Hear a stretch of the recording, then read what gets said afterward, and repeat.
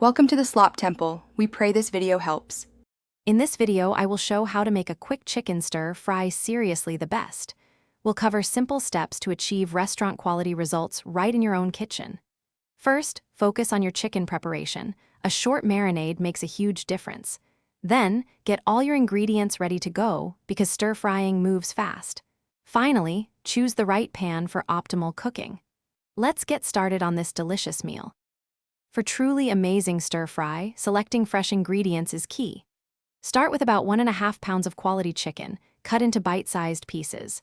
Then, gather a colorful array of crisp vegetables. Think bell peppers, fresh broccoli florets, and sweet snap peas for great texture.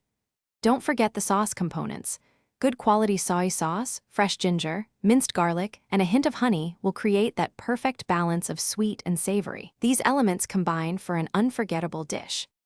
Achieving that perfect stir-fry texture is all about high heat and quick cooking. First, cook your marinated chicken in batches, ensuring each piece gets beautifully browned without overcrowding the pan. This prevents steaming and promotes a delicious sear. Next, add your prepared vegetables, stir-frying them for just a few minutes until they are tender crisp.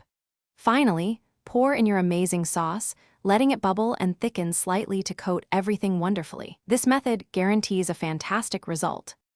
Once your stir-fry is perfectly cooked, it's time to enjoy. Serve it hot over a bed of fluffy steamed rice, allowing the sauce to meld with every grain. A sprinkle of toasted sesame seeds and some freshly chopped green onions add a lovely finish and extra burst of flavor. This dish is fantastic for dinner, and leftovers are great for lunch.